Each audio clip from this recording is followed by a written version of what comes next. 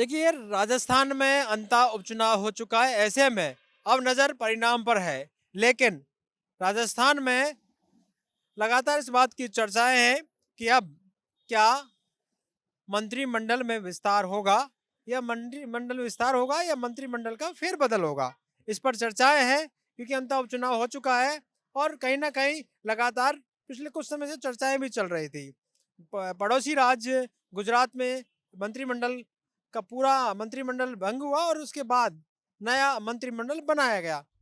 हालांकि कई मंत्रियों को उसमें रखा गया जो पुराने मंत्री थे।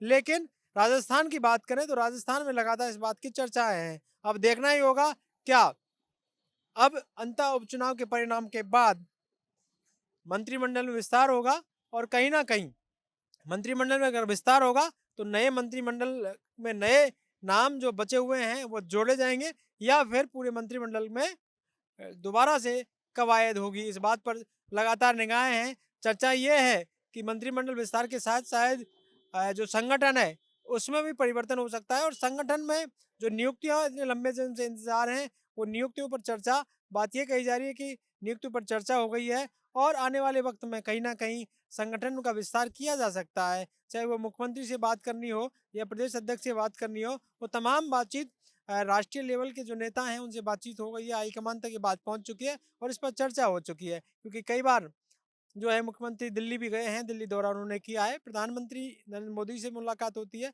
कई संगठन के जो नेता हैं उनसे मुलाकात होती है और इसमें चर्चा होती है। इस बात के लेकर संकेत लगातार चल रहे हैं। देखना ही होगा कि आने वाले वक्त में कितना वक्त और लगता है। देखना ही है क्योंकि लंबे वक्त से इंतजार कार्यकर्ता भी कर रहे हैं, कि कार्यकर्ता इस बात का इंतजार कर रहे हैं कि आखिरकार कब उनको संगठन में जगह मिले। कई लोग राजनीतिक नियुक्त की बात भी लगातार कर रहे हैं कि आने वाले वक्त में इसके बाद राजनीतिक नियुक्तियों में भी नियुक्ति भी देखी जा सकती है। ऐसे में तमाम जो है कार्यकर्ताओं की नजरें इस बात पर टिकी हुई हैं कि अंतः उपचुनाव के परिणाम के बाद जब 14 को परिणाम आएगा उसके बाद क्या सत्ता और संगठन में जो फेरबदल की बात लगातार की जा रही है उसमें होने वाला है।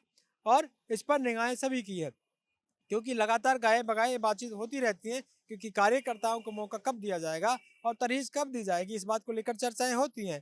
और अंतः चुनाव में कार्यकर्ताओं ने जोर लगाया तो कहीं ना कहीं क्या उन्हें प्रोत्साहन दिया जाएगा। बिहार चुनाव भी यहाँ पर चला, बिहार चुनाव में भी लगातार कार्यकर्ता पहुंचे, जिन्हें जिम्मेदारी दी गई वो जिम्मेदारी लेकर वहां पहुंचे थे। कई ऐसे कार्यकर्ता थे जिन्हें अंता में जिम्मेदारी दी गई, स्टार प्रचारक थे, लेकिन कई नेता वहां नहीं पहुंचे, कई मंत्री नहीं पहुंचे जिन्हें जिम्मेदारी दी गई थी।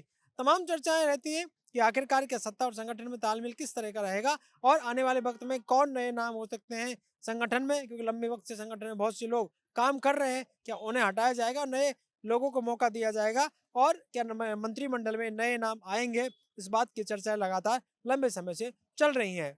अब देखना ही होगा कि क्या आने वाले वक्त में इस परिवर्तन में कितना वक्त और लगता है, क्योंकि लगातार इस बात की चर्चा की जा रही थी। जिस तरह से अंतः उपचुनाव को लेकर पूर्व मुख्यमंत्री वसुंधरा राजे सक्रिय दिखी अंतिम, और कहीं ना कहीं टिकट उनकी पैरवी पर दिया गया, ये बात लगातार चलती रही। उनके बेटे को वहां पर जो है प्रभारी बनाया गया, पूरी जिम्मेदारी दी गई।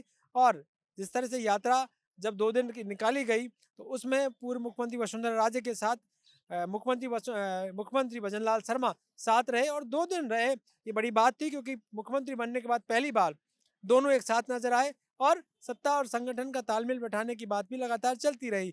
वहाँ प्रदेश अध्यक्ष मदन राठौर मौजूद रहे।